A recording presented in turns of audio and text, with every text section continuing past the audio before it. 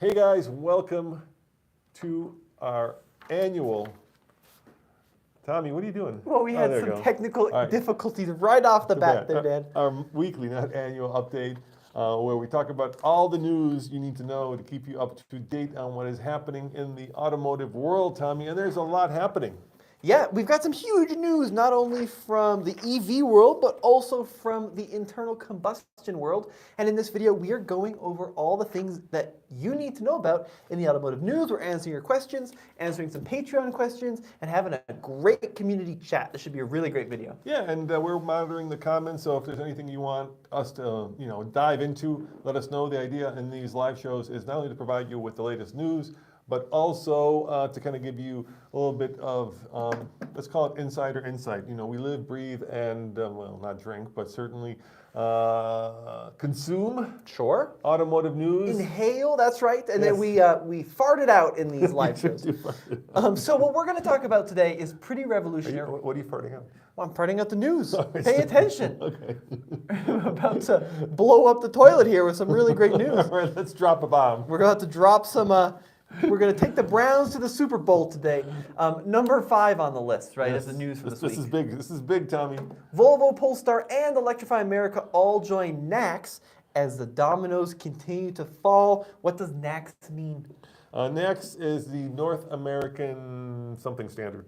What's the C stand for? Well, you missed the most important part, Dad. It was the North American Charging Standard. Okay, there we go. I missed one of the C's. Basically, it's a Tesla standard for how you charge an electric car. And this week, Volvo, of course, Polestar, Volvo is kind of part of Polestar, or Volvo is the parent company of Polestar. And of course, the big one, Electrify America, decided that they were going to move away from CCS and go to the Tesla standard, which means the dominoes are falling, my man. Yeah, and this, of course, follows along the big news that Ford, GM, and Rivian are already jumping on to the Tesla standard in the next couple of years.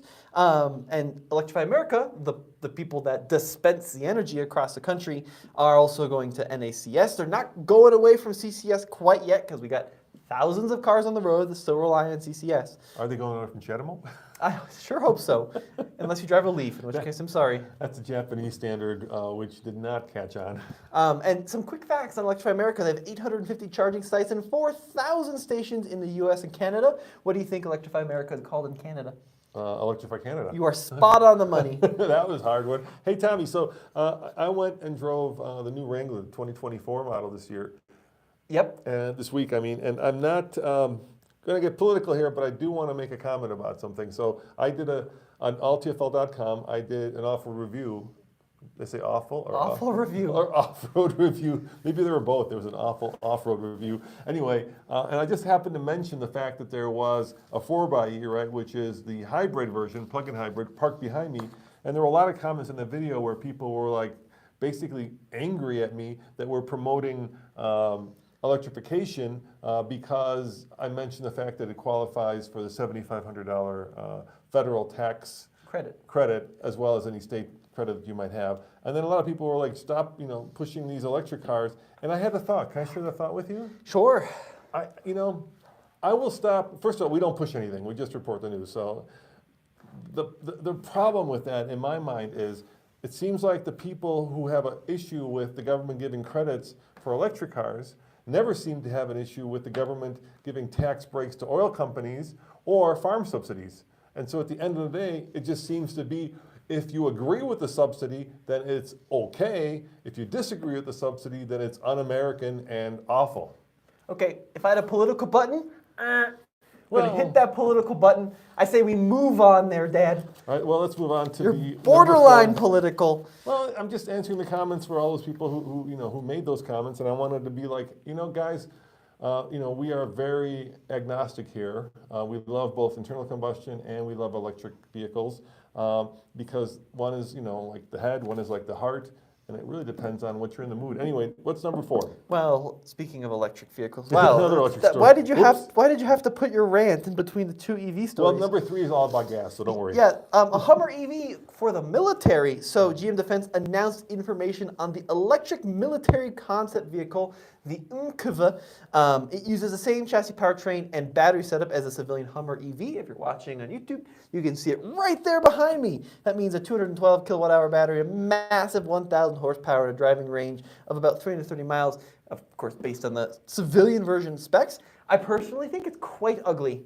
I really think they did not nail the design. It kind of looks like a Tonka toy swallowed a side-by-side, and that's the thing it pooped out. And I'm not sure it's great, but it doesn't have to be good-looking because it's a military vehicle. Yeah, I'm like, hey, Joe, go get the Umkava. It doesn't roll off the tongue as Humvee get wasn't the Humvee. great. Yeah, but not Umkava. Well, no, Humvee wasn't great either. All right, so remember when the first Colorado came out? Yes, second Colorado. Yeah, so GM built a hydrogen-powered version of that I got to ride in. It was called the ZH2. Yeah, at Fort Carson. It was really cool. Yeah, it was really we went cool. to their off-road test I got to go to facility. Fort Carson, and the reason they built that, so keep in mind that GM built tanks for the military in the Second World War, and they still have this kind of military part of the company which comes up with concept vehicles for them. And they've done kind of the same thing off of the Colorado chassis as well, right? Kind of a light troop carrier. But the cool thing about the ZH2 was, Tommy, that it was, okay, let me tell you a story. So we're there, kind of listening to the general talk about, the ZH2 and how potentially they can use it, and then the thing snuck up behind us, and we didn't hear it coming. Yeah, but this can do the same thing. Right, that's what was cool about it.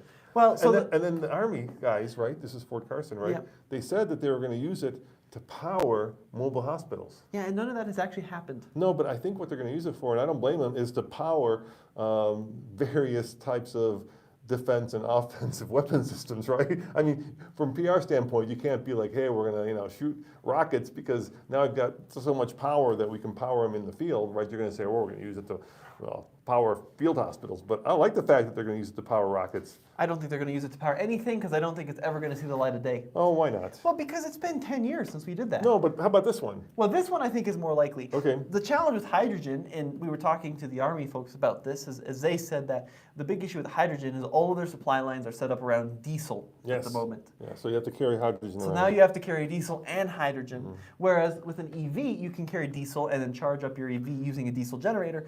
You're probably thinking, why not just use the diesel to power the vehicle? As you mentioned, these EV vehicles, especially for a light tactical vehicle, they say has all sorts of benefits from instant torque to the fact that they're completely silent. They have no heat signature as well, which is a really big deal. Or a very small one. Yeah, very, very small heat signature. So there's a ton of really cool advantages to EV from a military So do you remember standpoint. when we went to Oshkosh? And I'm not talking about the city, I'm talking about the manufacturer that's now building the JLTV. Well, that was in Oshkosh. Yeah, which stands for Joint Light Technical Vehicle. Tactical vehicle. The next version of the Humvee, right? Mm-hmm. And they had a Duramax with no emissions, which produces more power. But by God, is it loud? Sure. I mean, the bad guys will hear you coming. I'm not joking, like a mile away. Yeah. But I think it also depends what these vehicles are used for. The JLTV, very up-armored, very heavy. Yeah, this does look very up-armored. No, there's no armor on this, exactly. actually. Let's talk about some comments that are pouring in here. Okay. Jeff says, ignore the negative comments, Roman. Appreciate your views. Thank you, Jeff.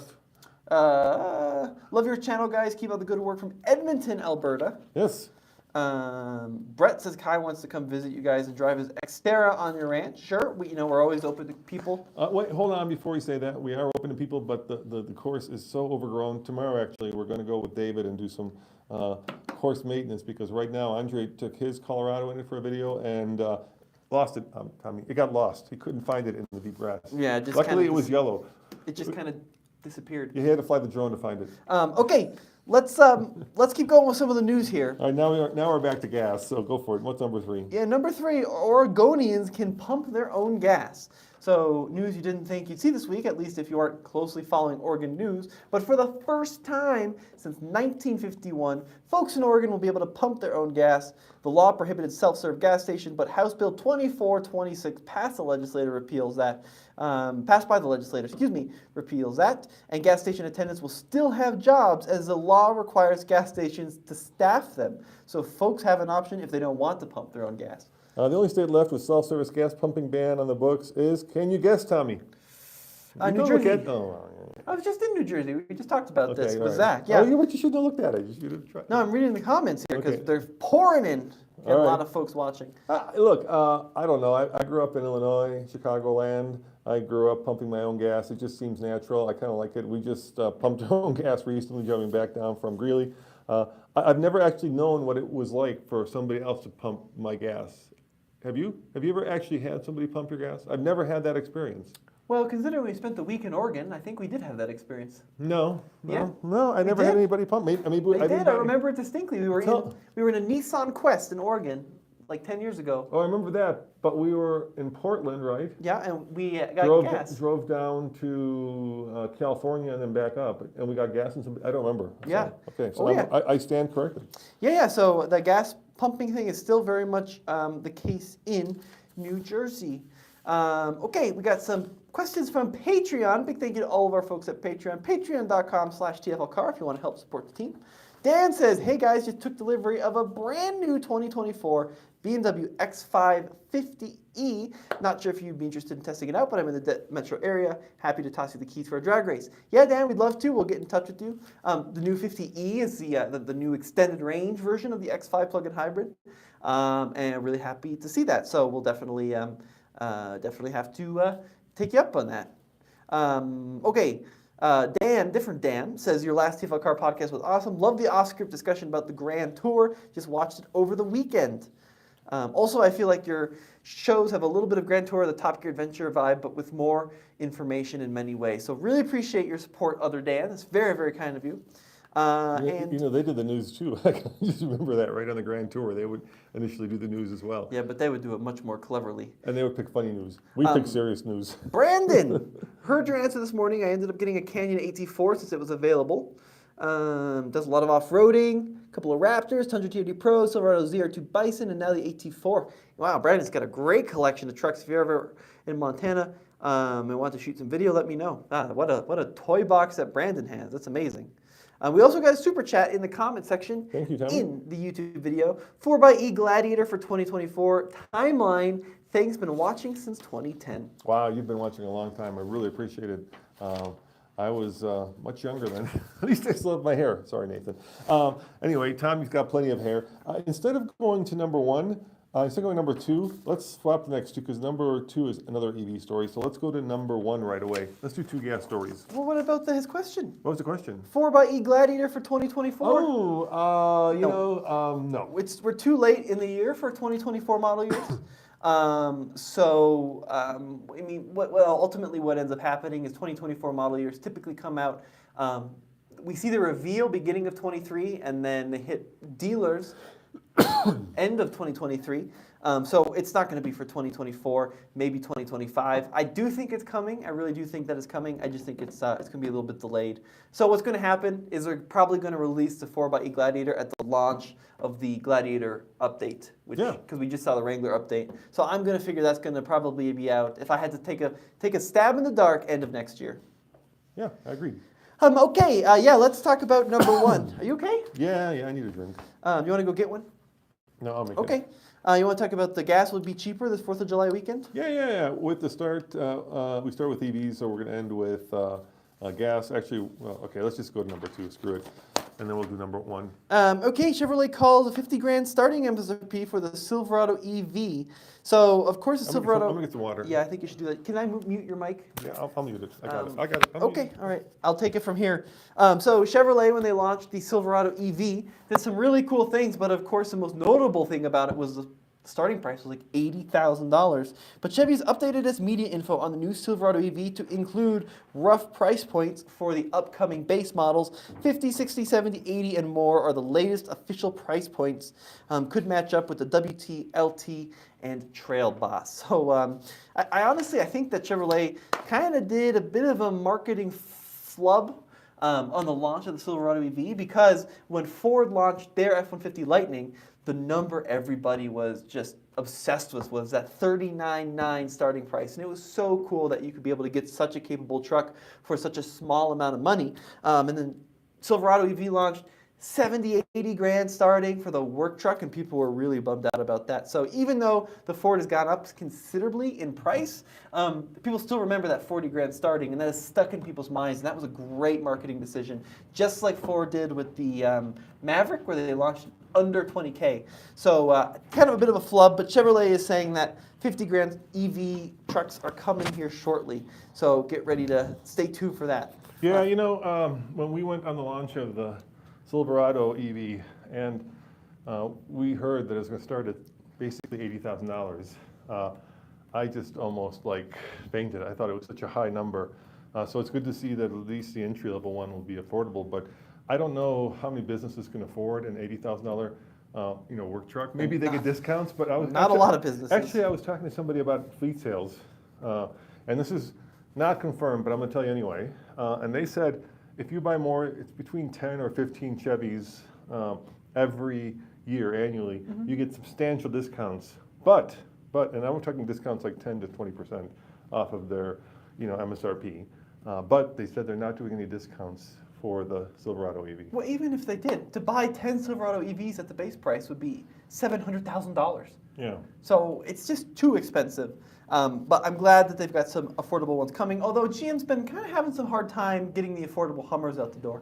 Remember the Hummer launched at like 120 when we bought our first edition? I don't think anybody's ever used the word affordable and Hummer. Yeah, but remember they said that they were going to bring the price down to like 80 as time went on? We're now well into production EV timeline. But they're not building them for some reason. Yeah, but we haven't seen any of the more affordable ones from the truck standpoint. I mean, we've seen them testing, but I don't think we've seen any in public. So that's been kind of a disappointment. And then we got a bunch of people in the comment section that we should probably get to here. Yeah, go for it. I also turned the air on in here. It was so hot in here. Yeah, thank you for the water. Edgar says Cybertruck update. Cybertruck update. The latest I've read and seen is they've been spotted on transports being moved around the country. So I assume that means that they are, getting tested. The latest news, of course, was that they were having problems weatherizing them, that they couldn't get the seals right. This is all off of forums, so you take it with a grain of salt. And then also the news is that they are getting ready to start production. But Tommy, with the Cybertruck at this point, I'll believe it when I see it actually at the website for sale and deliverable within, let's call it less than a year. Yeah, no, I agree. That's where I'm at right now with the Cybertruck. Yeah, it's a problem. Okay, next up on our live show notes here, Dad. Gas will be cheaper this 4th of July weekend.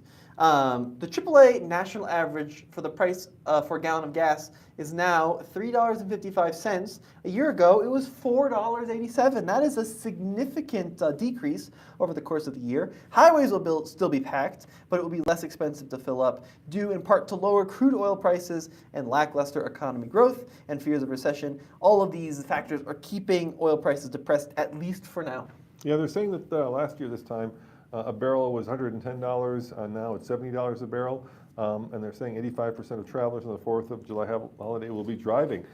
Thank God, because we were just at the airport, and no bueno there, huh, Tommy? Yeah. You just flew in from Europe, actually. Yeah, it was kind of a mess. The airport is really struggling right now. Yeah, for sure. You're lucky you actually got home.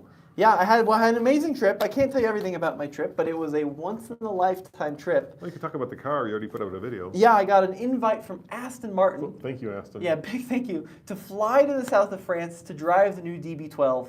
I felt just like James Bond, but much less attractive and intelligent and stuck in traffic. But it was such a cool experience being able to drive the DB12 through downtown Monaco and just kind of get to experience my childhood fantasies of driving an Aston Martin through a James Bond set, essentially. So that was such a cool experience. Did people take pictures of you? Yeah, everywhere. It's really cool. Now, the DB12 in Monaco is not a particularly expensive car. They haven't announced official pricing, but it's going to be like $260,000 starting here in the U.S. Yeah, I think it's probably on the cheaper side for Monaco, if you're not spending over $500,000 in a car. Yeah, But exactly. the cool thing is it hasn't been released yet, so there was a ton of people that were really into it. And the other crazy thing about Monaco is there's legitimately hordes of photographers that do nothing but stand on cul-de-sacs and corners and take pictures of cool cars. That's their full-time job, is just taking pictures of cars as they drive by. I think car spotting is a thing in Europe. It's not so much a thing here. Yeah, huge thing in Europe. We kind of did that with trucks. Remember, we used to do these videos where we would ask the question or answer the question, what do ranchers drive? Remember those? I do remember. We kind of would go to the rodeo and then interview people with the different trucks they had. I thought that was kind of our version of that. So what are the comments, Tommy? Anything else we can answer? Yeah, MD is quite grumpy. Why? He says, please reduce the amount of TFL channels. It's spammy and dilutes the brand.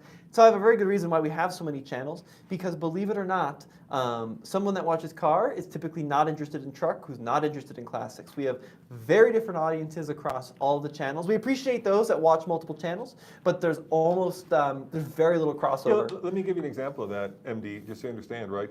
We believe in giving people choice. So we're not trying to dilute the brand. We're not trying to swap people with too many videos. And we appreciate the people who are subscribed to all of them. But the idea is we want to give you a choice so that you can pick the kind of videos in our world, content that you like. And I'll give you an example. So Andre and I went to do the Silverado EV, and we did 4 or 5 videos actually.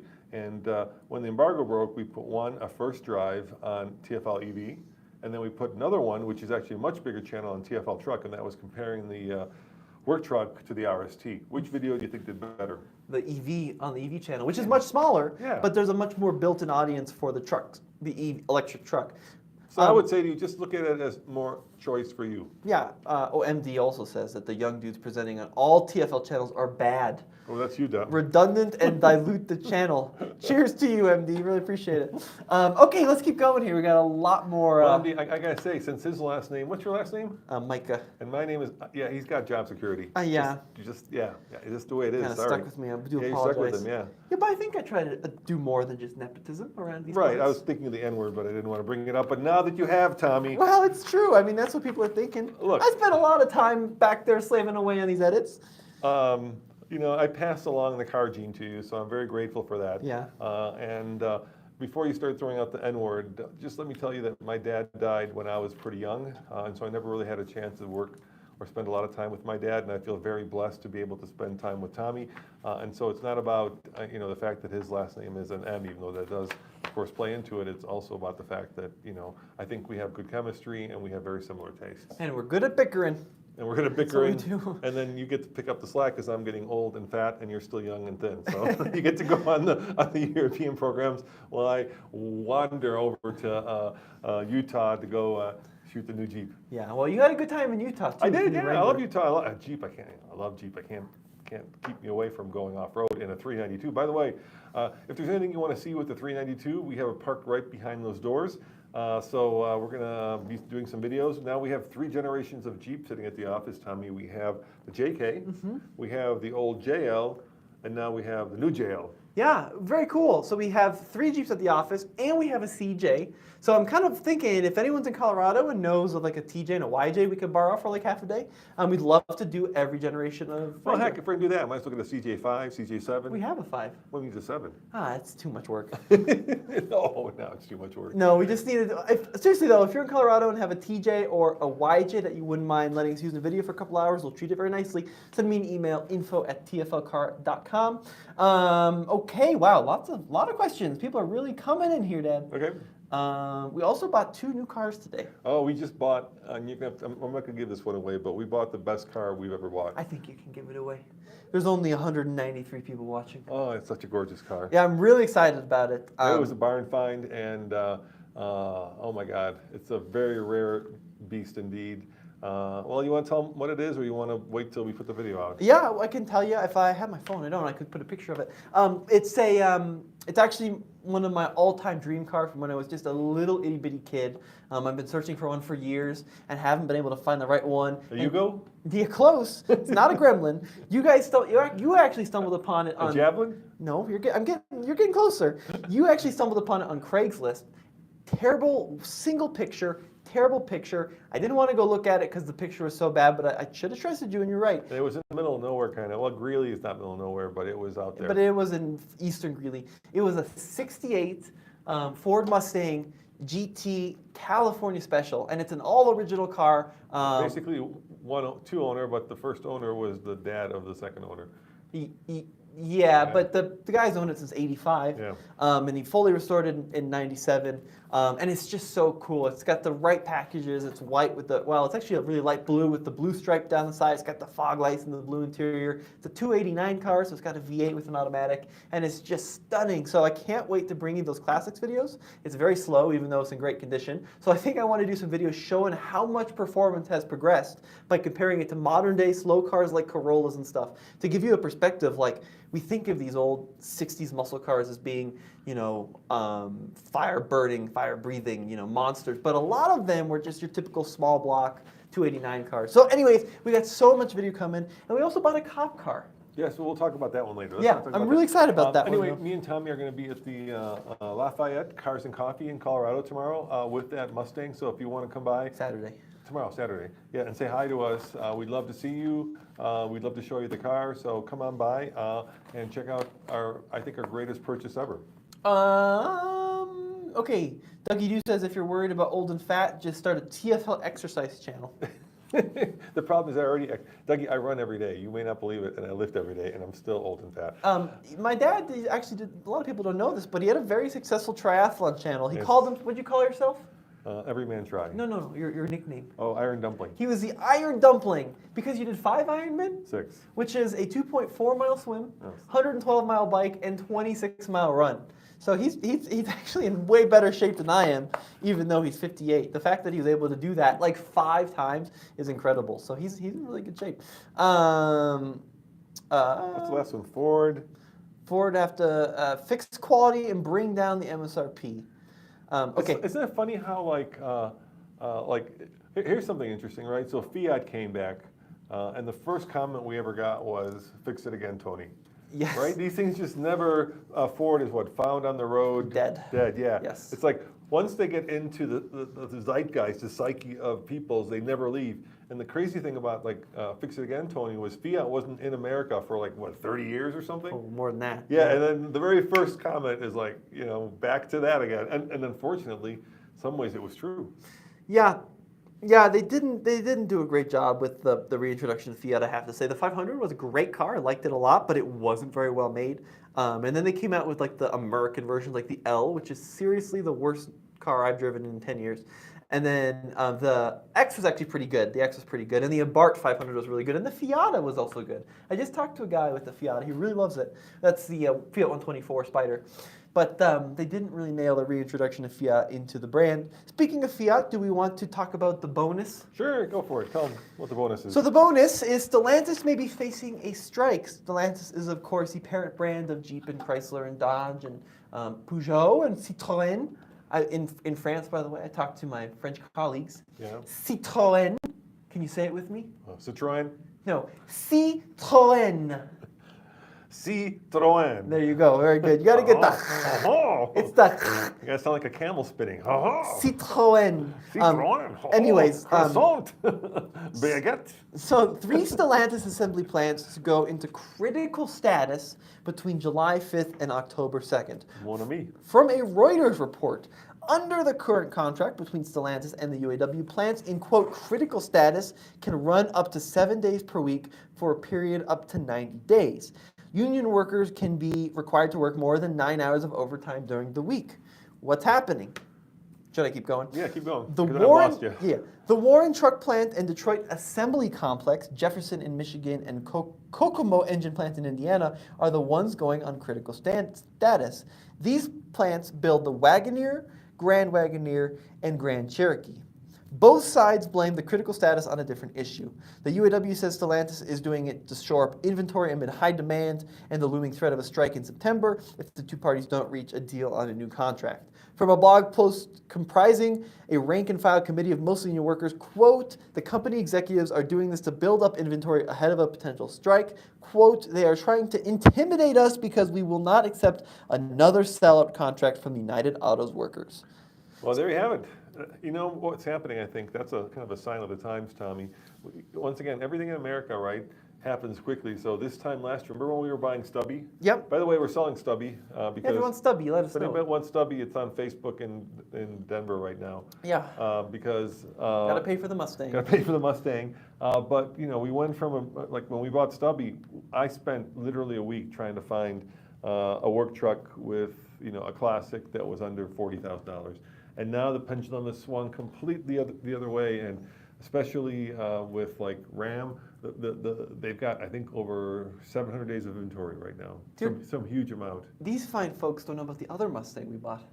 Oh, good God, you got to tell about the other Mustang too? No, nobody knows. Right, that's because I wanted to surprise him with a video. We've and been now you- very now busy. You're letting the cat out of the bag. People don't like surprises. They just want to know. So we went through a period where we bought way too many minis. Yes. We just got on a mini binge, and we finally sold the GP. Yes. So we're down to one mini from like 5. We had 4, I think, at one point, and now we're down to 1, which is my classic Mini. But now we're on our Mustang binge. So now we're on 2 Mustangs. Well, what we figured out is, especially on the Classics channel, you folks really seem to resonate with old American iron, which I totally understand, right? And nobody seems to resonate as much with the young British iron, aluminum. So we decided to go, like, buy the cars that you people like. So we bought that 68, which we just talked about, but we also bought a 5-liter 2014 Mustang, more modern, to kind of showcase how the Mustang has changed over the years. And it's going to be featured in a video, which I'm really proud of because I think it's a good concept. So what we did was we drag raced it against the Corvette. No, we actually drag raced it against the Corolla GR, right, the 3-cylinder turbo.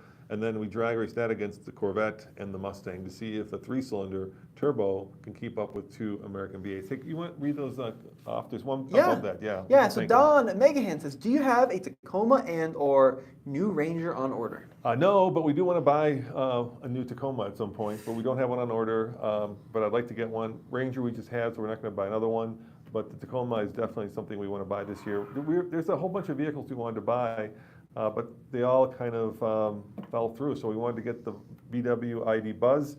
That won't come until next year. Yeah, it's really pretty. Andre has put down a reservation on a Cybertruck, like the moment that reservations open. So we still have one of those. We don't have a Silverado EV on order though. No, we don't. We actually wanted to get a Silverado EV, and we still want to get one. But I think we changed our mind. We were originally going to go with the work truck, but then we thought let's get the off-roady one, which is of course the Trail Boss, but that's not coming until next year. Well, the issue is we wanted the work truck, and then the work truck ended up being $80,000. Yes, that's 2. And we were like, that's a little crazy. So that's kind of on the back burner. Instead, we spent that money on Mustang. Yeah, now we own 2 old Mustangs. We got a $10 super chat from Jay Najim, and I'm sorry if I messed up your name, but really thank you. You guys are the best. Have some coffee on me. We'll do. I've recently been getting into coffee. Get out. Every now and then I'll have a little. I was so proud that I made you a tea drinker and your mom's a coffee drinker, but now you're going to coffee. Yeah, I like those. That's what happens when you go to Shishi Europe and you start hitting all those coffee bars. Are you doing like, I may have one of those like Frappuccino, Cappuccino, Zappuccino, Frutticino, whatever the hell they're called. No, I like, what's the one called that has chocolate in it? Hot chocolate? No. I think it's called a mocha. I think those are pretty tasty. Okay, all right. I've really come to like those. Jumping over to Patreon one more time. Yep. Phil Lauren says, hey, I'm researching some European luxury brands for myself, Audi, BMW, and Volvo. Any chance you could do a video comparing the all-wheel drive of each of these brands using the rollers? Absolutely we can. I think that's a great idea. It's pretty cool seeing how the different brands tend to kind of position their all-wheel drive systems. In the past, Audi has been more front-wheel drive biased. Not always the case, but a lot of the times. BMW has been more rear-wheel drive bias. What's your next lip test? Isn't there something we're going to put on those rollers? Yeah, the Grand Cherokee just went on the rollers. Okay, so that video hasn't come out yet. No, but it did very, very well. It's Okay. Very impressive. Oh, there you go. That's coming up soon, yeah. People say we should get the manual taco. Of course, yeah, that is no doubt about that. Definitely get the manual. The drag race we did is coming up this weekend, so I think Saturday we'll publish that. Yes. Enforcer Zero, I can't believe in 2023, manufacturers are selling cars with any halogen bulbs in them. Isn't LEDs cheaper anyways? But that's one of those things where it's perceived to be a premium option, and it's a way for manufacturers to get you to pay more. Oldest trick in the book, they've been doing it for years and years and years and years, and you're exactly right, in many cases they may be cheaper, but if it's an option to allow the consumer to pay more for a product that's, way better, then they will. Honestly, I think that some of the halogen headlights, like the Wrangler, right? Oh, they're the horrible. 2024 Wrangler needs to have standard LEDs. Oh, and so does our Ram 2500. They're just horrible. And the problem is it's not like you can just change a bulb, right? Because then you blind everybody. Well, it depends on the vehicle. Sometimes some manufacturers do it really well, but a lot of the cheap bulbs you get will have a tendency to blind everybody. So we did that with our Ranger, right? We worked with Ford F-150 bulbs. Yeah. And they did a good job, but it wasn't expensive, and it wasn't just changing the bulb, because The new bulbs, of course, have to be cooled, right? So they have little fans on them, Yep. and then you got to change electrical power supply for them. So it's not that simple. And then you have to aim them properly to make sure that you're. Yeah. So what's interesting, I went to a really cool vehicle development center in Canada a few years ago, and the amount of effort that these manufacturers put to making sure that the light signature will actually morph around oncoming traffic is really impressive. They could do it very easily if they just allowed laser lights. Yeah, and in Europe they have amazing technology where you have your brights on, and the inner bright closer to the oncoming lane will actually pivot away from traffic and then pivot back in such a way that you don't blind anyone and you still get an incredible beam of light. Remember, Yeah. 5 years ago we were with Volkswagen with adaptive headlights on a basic VW Golf. Best headlights I've seen in my whole life. Not legal in the U.S., which is ridiculous. I agree with Trevor. Halogens do suck, and what sucks more, and we have to give like Honda, Toyota, and the Koreans credit here is they look at these things as safety things, right? And so they don't make you pay more for stuff that is a safety issue. I think that is terrific. I know that like luxury brands will make you pay more for like various levels of autonomy / safety, but I think any safety tech should be, I don't want to legislate stuff because I don't believe it, but the market hopefully will force other manufacturers to include better halogens or better lights, probably not better halogens, and more safety tech, because let's face it, we all put the most important things in our lives, in our cars, and who would not want the safest car or truck possible?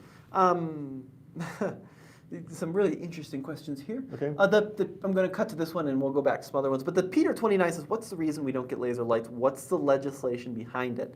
Historically, even to this day, the U.S. has some of the most antiquated lighting laws in the planet. And they're slow to change. So for decades, European cars had covered headlights, integrated headlights into the front fascia, steerable headlights, all of which were completely illegal. And we had round headlights. And the U.S. had crappy sealed beam headlights that you could do either circle or square or rectangles. Right.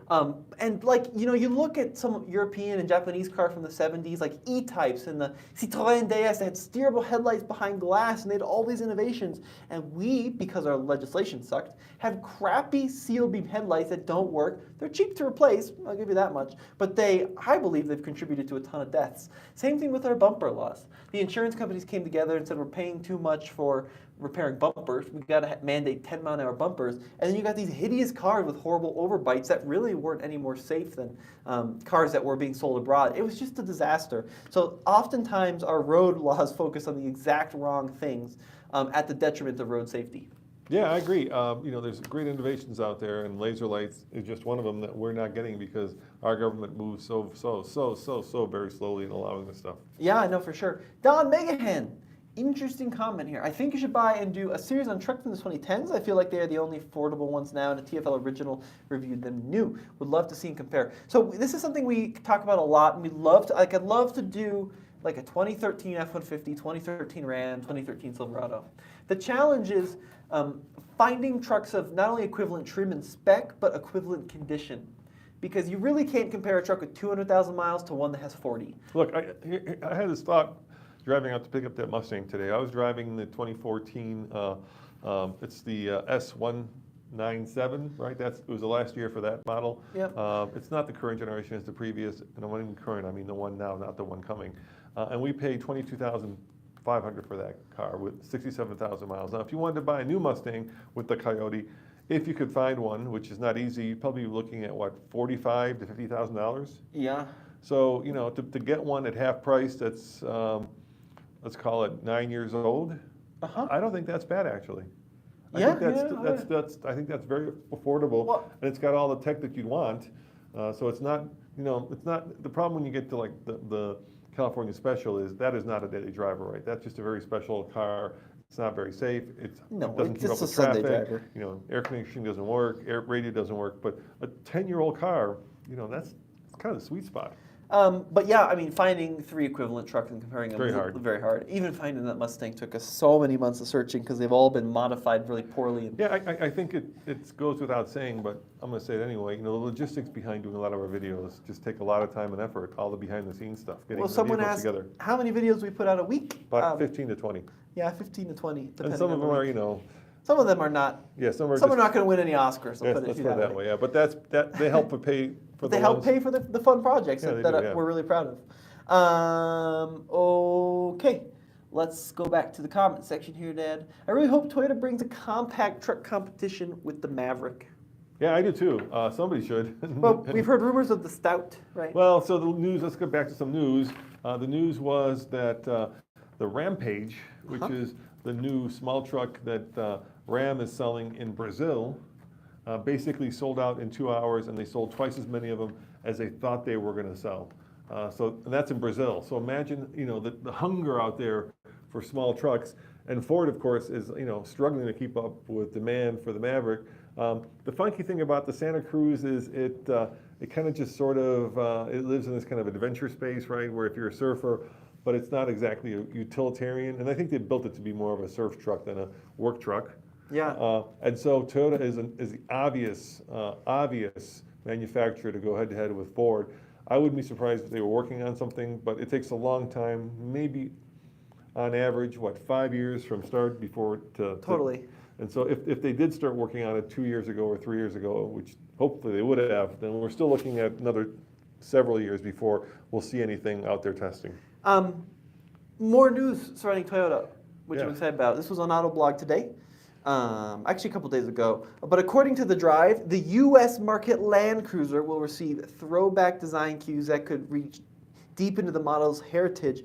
Inspiration reportedly comes from the legendary FJ40. So that bit of news got me really, really excited. What's the Iron Pig? Which FJ is that? Iron Pig is the FJ55. I was wrong. Yeah. Okay. But according to Autoblog, Toyota might be taking a page from the playbook of the FJ Cruiser, the retro-style SUV based on the 4Runner introduced in 2007. I really hope Toyota does this Land Cruiser and makes it an enthusiast off-roader and not just like another SUV to compete with the Sequoia and the 4Runner. And I really think they will. So let me ask you this.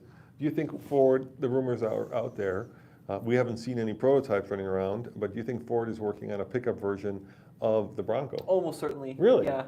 Interesting. Yeah, almost certainly. Why do you think that? I think the Gladiator sells so many units. 60,000. And I think that Annually. they see some space like above the Ranger for a more hardcore off-road focused rock crawling style truck that's not like the Ranger Raptor. The problem that Ford is having now is they've got so many smash hits on their hands that they can't, I was just in Detroit, and I drove by a parking lot that probably had 5,000 Broncos parked in it, right? They can't build or deliver the vehicles that they have, promised. So how are they going to build and deliver things like a Bronco pickup truck that, if they can't even deliver the Bronco, right? I mean, that's an obvious question. Yeah, no, I'm I mean, they just got so many hits on their hands; they're like swamped with demand. Do they even have the capacity to build the Rampage in the U.S.? I think it might be built abroad, actually. I think it might be built down south of the border. Could be. And sold here in the U.S. But don't you run into the chicken tax then? Well, it's North America. No, I think it does. No, I think you run into the chicken tax. No, because they build Rams in Mexico and Toyotas in Mexico. It's North America. It's not U.S. Oh, yeah. So they can build it in Mexico. Mexico. They can't build it in Brazil and ship it up here. That's what I was thinking. Here's the thing about... well, they can, but it'd be expensive. Here's the thing which I think is interesting about the Rampage. Yeah. Is it was... So in Brazil, they currently have small trucks built under Stellantis now, but they never made it to the U.S. I really think it's interesting that they revealed the Rampage in Brazil first, with so many American cues, and I think if you read between the lines, it's pretty obvious that things coming to the States. Well, they had all the big muckety mucks, and I'm sorry if you're Stellantis muckety muck, but they were all down there. I'm not going to name them now because I'd be too embarrassed because I know these guys. But they were all down there for the initial unveiling and debut of the truck. So that to me suggests if you've got the American high command down there, that sends a strong message that they're probably going to sell them here. I think they would do very well with that truck. But the problem that Ram is having is they've got the oldest truck, Tommy, full size out there. So don't you think they need to concentrate on maybe refreshing the 1500, right? Maybe you're going to hate this, but maybe instead of the Hemi, which is so long in the tooth, putting in the Hurricane. Yeah, I mean, I do. I think that's important. So, look, I think it's okay if Ram builds the Rampage in Mexico. Ford builds a Maverick in Mexico at Hermosillo, I think is the name of the plant.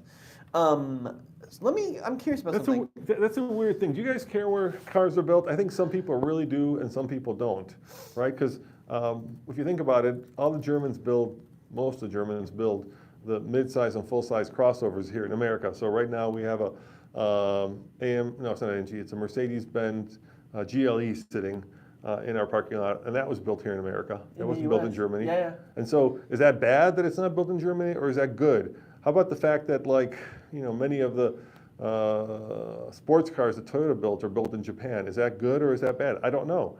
Yeah.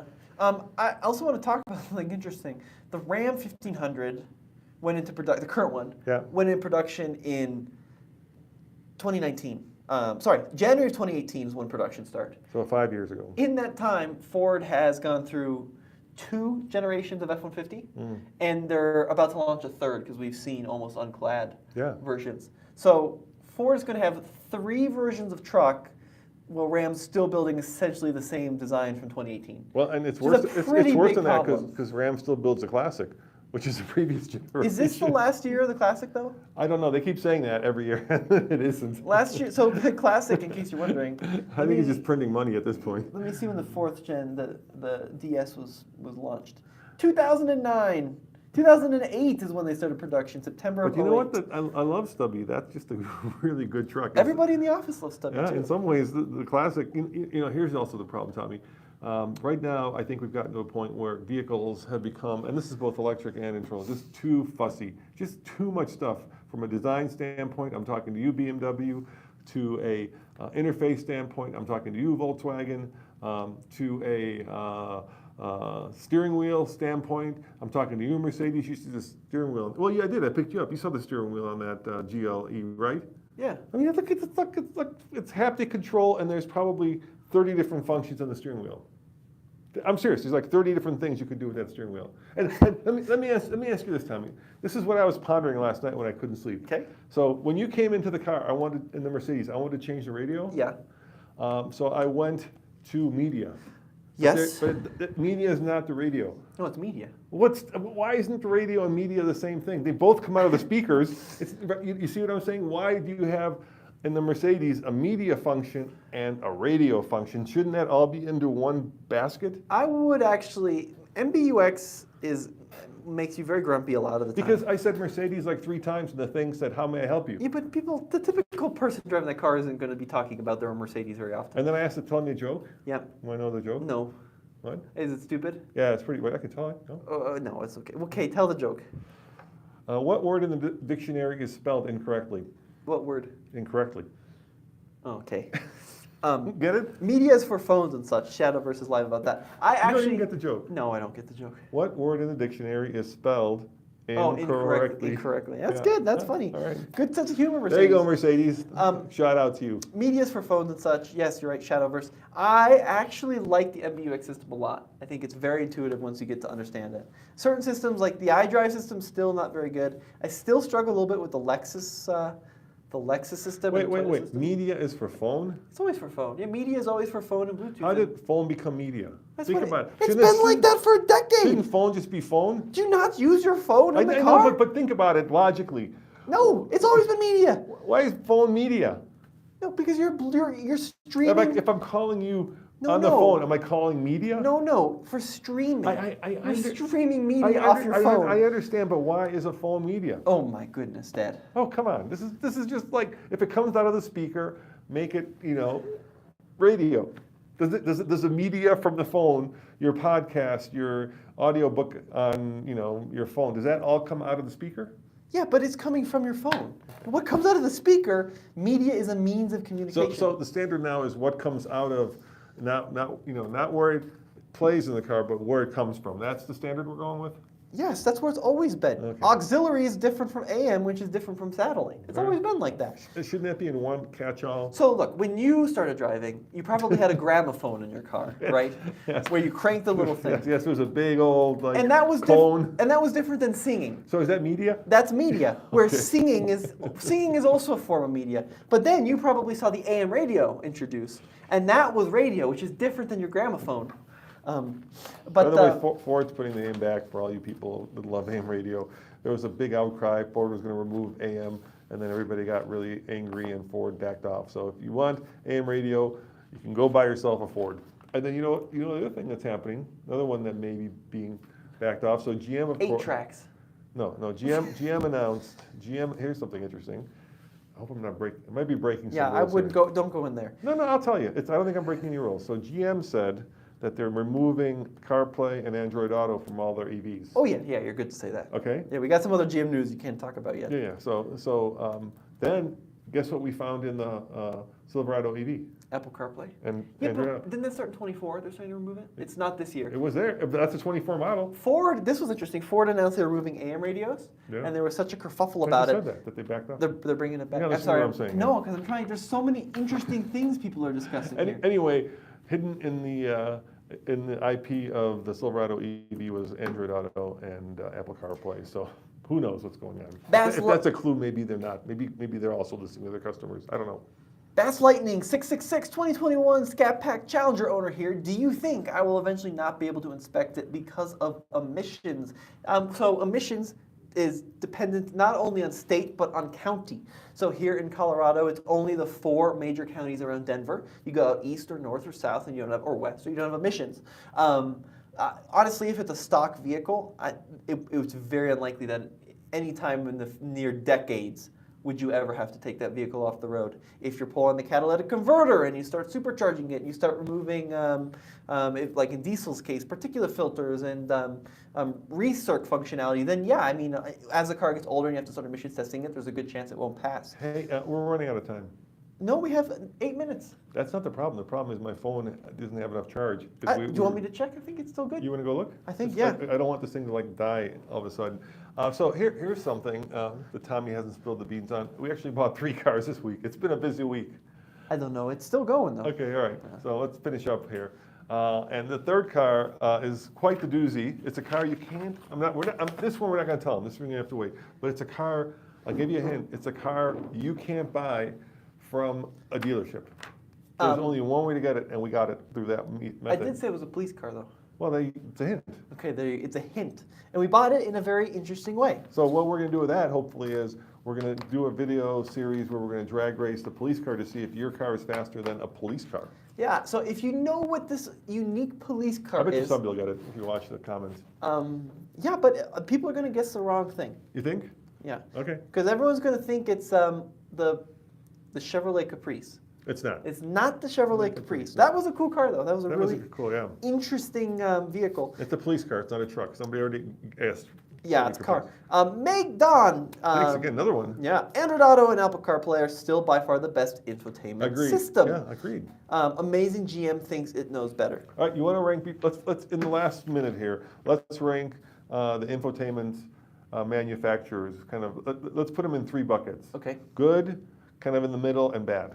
Okay, I've got the best. Okay, what's the best? Okay, what's the best? Let me ask you that. What's the best one in the biz? The Fiat Chrysler Uconnect system from like 10 years ago. Yeah, I agree. That's what I was going to say too. Yeah. It looks like it was designed in the 80s. It's green, right? It's like this big. Or It's blue. got like 6 buttons. Yeah, you can make get it it in blue. Yeah. But it had hard controls, Yes. knobs, and it also had Bluetooth, It's all been downhill since backup then. camera. It's so good. Yeah, I know. And it works super, super We well. have it in our JK. Yeah, the JK has. I love it. I love Genuinely. it, yeah. And it folds forward like a transformer, so you can put CDs I just in did it. a grumpy review of the new 760. BMW has really gone deep into many different layers of screens. Many different layers. I think GM's is actually pretty good. I like GMs. Yeah, our Bolt is really good. Easy to use. That's the old GM. It kind of comes and goes. The new GM is also pretty good. I don't think they made it to say better, but I think it's pretty good. So I'm going to put that in the middle bucket. Also in the middle bucket, Ford. Yeah, Sync is pretty good. It used to be horrible, but it's pretty good. In the really good bucket, I know you don't like it, but I think MBUX is really good. I find it really easy to use. I find the Germans are all lost in the woods right now. I think the worst is Volkswagen. I think Tesla, Volkswagen is. Volkswagen's by far the worst with their new system, or their current system. Their The new haptic. one's a little better. Like didn't these manufacturers learn the lesson from Q? Remember Cadillac did the haptic? Yeah, and they everybody did. hated it. Like the only time it ever worked was when you were sitting at a stoplight with the engine not running, and the car was perfectly still and no wind was blowing, nor was there a truck crossing next to you, then you could actually get it to work. Otherwise, absolutely horrible. Yes, I think the Korean brands are kind of in the middle. They're pretty good. Toyota and Lexus, I didn't like them at first, but they're growing on me a little bit. They're kind of in the middle. Hate, like now with the Mercedes, and Toyota does this too. When you go in, it says, welcome, guest driver. Do I really need to log into my car, Tommy? Do I really need to log into my car? The Toyota. How about Tesla? Tesla's the best, I think. They're Tesla's probably the best. Tesla is probably 50% tech company, 50% car company. Yes, I agree. What else is really, really good? I was just in something that was really good. Stubby is amazing. Anything with knobs. I just had a really great conversation with the lead designer at, the lead engineer for front engine rear wheel drive cars at Aston Martin. And we were talking about it. Knobs are so expensive. So a lot of manufacturers are trying to incorporate more and more functionality into the screen, because screens are cheap. They used to be really expensive. They're so expensive? Knobs are shocking. Have you seen the four-wheel drive knob in an F-150? No. It looks like the top of my it's Lipton really iced tea bottle. I'm not joking. Look at the top of a Lipton, one of those Lipton iced tea bottles, and look at the Ford F-150 four-wheel drive knob, and they're very similar, Tommy. You know what he called them, though, which I thought was funny? He said in the engineering world, they call them icebergs. Because you see the knob, and you're like, oh, it's a knob, a little tiny thing. And then underneath, they're huge. They're like these huge boxes that you have to have the mechanism to make them function. So knobs are expensive, screens are cheap, which is why manufacturers are moving to more screens. Physical buttons, though, I love. I think they're fantastic. Double back-in says lack of physical buttons can be a safety hazard. Too much time with eyes away from the road.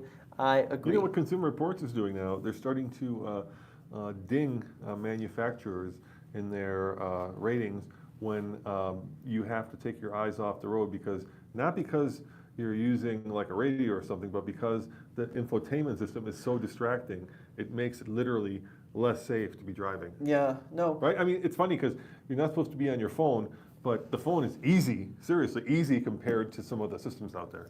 Here's an interesting question. We were just talking about this. So we know that the end of the Charger and the Challenger are coming. By the end of this year, they're stopping production of the Charger and the Challenger, and also the Chrysler 300. I want to say all of those vehicles that are built in Canada on that same line. Now, they also announced the Hemi's going away in those cars. Right. They've previewed the upcoming Charger Daytona. What was that thing? It had a Charger Daytona SRT Banshee. Right, the electric one, yeah.